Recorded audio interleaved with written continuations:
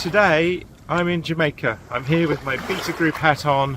I've been training the wealth division of one of Jamaica's biggest banks last week. Just tacked the weekend on top of that, and it was really fantastic. 2 intensive days training, going through Jamaican stocks, currencies, treasury, bonds, and applying all the latest techniques. And looking at the US stock market, of course, because that's the proximity of where we are. So I thought I'd just record this video.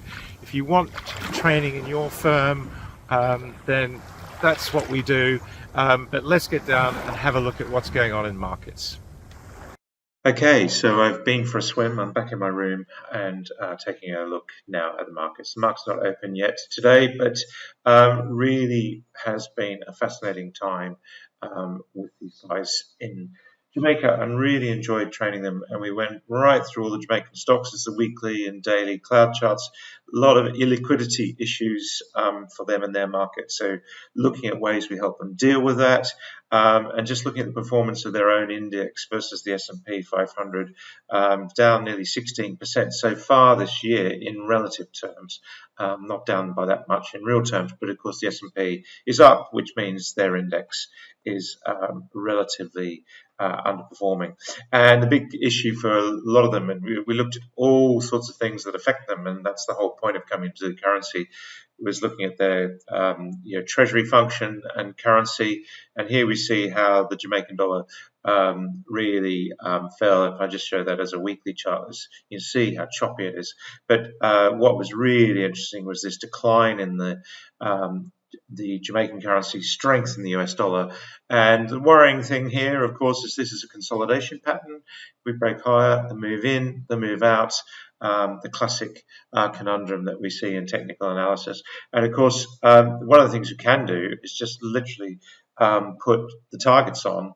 And we see here, if we break higher, that's a substantial move in the currency from around 156 to 177. So and again, an ascending triangle there, teaching them all the tricks and all of the tools that they should be looking at, training their whole team. And their CEO, head of wealth management, said at the end of 2 days, was just completely awesome, equipping them. And that's the thing, was we'll go anywhere and we'll help people with what they're trying to achieve, and also to prepare them for what happens if markets get really tricky. So looking at the US, looking at the Nasdaq, still pushing higher here. You see the support levels there on the Nasdaq 100.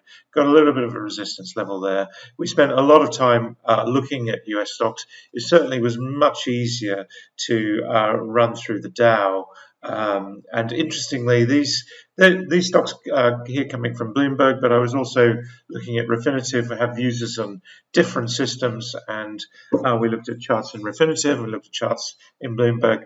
That ability to just go through whatever they're using was quite key. But you can see the difference was US stocks were generally going up the hill, and a lot of the Jamaican stocks were going down the hill. It was just helping them understand which trends they needed to be in. So it was really quite key. We're coming back to the markets.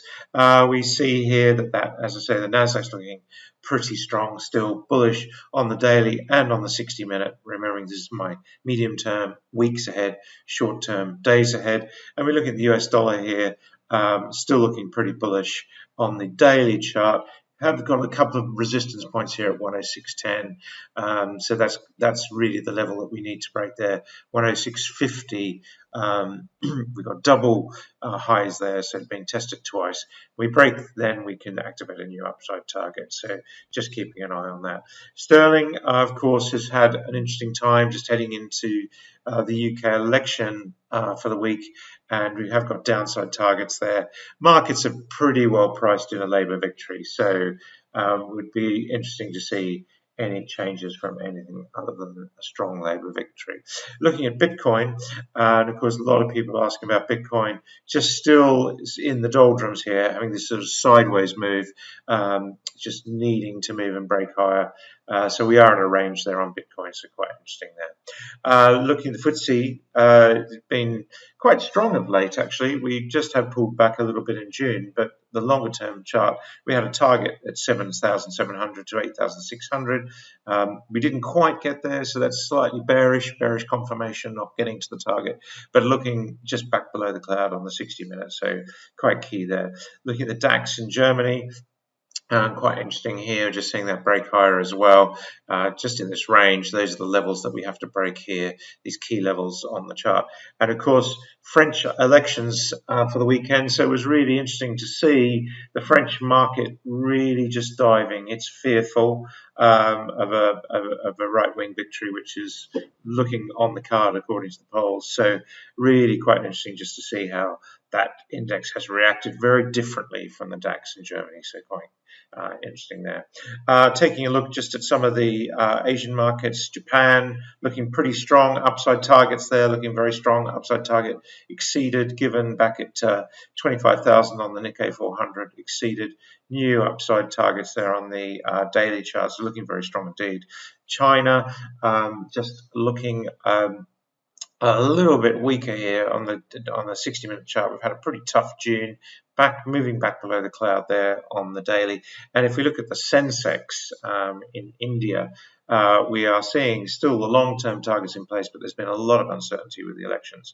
The Aussie market has actually just slowed down as well. A consolidation pattern here, a bit of a squeeze going on into a sort of symmetrical triangle. Will we break higher, move in, move out? We're just going to wait for that, but we do see these downside targets just weighing on the 60-minute chart, so we've got to be aware of that. Cocoa, of course, had an incredible year, hitting $12,000, falling now all the way back to $7,500. So we're seeing how these downside targets were generated and met.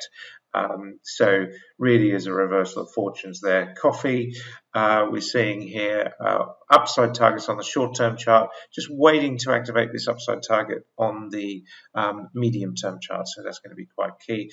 Wheat, taking a look at wheat here, we just see, haven't looked at wheat for a little while, so just looking at the chart, again, big fall from 720 back to 540, so, and really in this really clear downtrend on the 60-minute chart.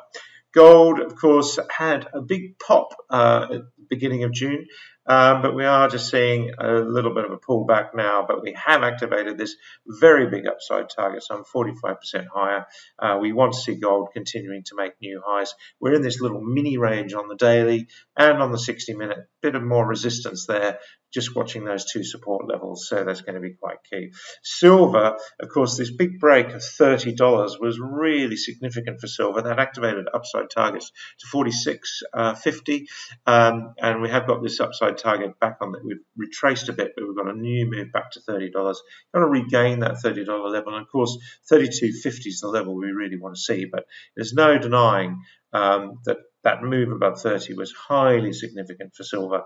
US 10-year yields, of course, US interest rates now set to stay higher for longer, so that's going to be really quite interesting as well.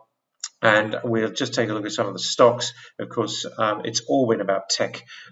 Everyone's asking about Nvidia. In fact, that was probably the chart we looked at the most in training, because it's on everyone's minds. The key thing here is a move below 117 would be bearish. That would activate a downside target to 90, and a move above 140. We've got targets back to 141, suggesting a move back to potentially hitting resistance. These previous upside targets were met very quickly on Nvidia, but now we're just going to wait and see. Do we break 140 or do we break 117? That's what we've got to really look forward to. 118 on the short-term chart. So keeping an eye on that level, and now we've gone into another mini consolidation range, 118, 128, watching for those levels to break. Tesla, of course, has been a bit of a dog in terms of the Magnificent Seven, probably the least good of the Magnificent Seven, and we have got this mixed picture. Has got back above the cloud there on the daily, so that's quite key. So really quite interesting there, seeing how we are just starting to come back, a little potential inverse head and shoulders there, and we have hit these upside targets on there as well, so that's quite good. And then just looking at some of the other techs, Amazon, this one's been really interesting. breaking to new high here out of an ascending triangle, and so that's looking pretty strong, and I should declare an interest in Amazon. And then we see here on the 60-minute chart just pulling back slightly. That's it for today. Until next time, happy charting. Bye for now.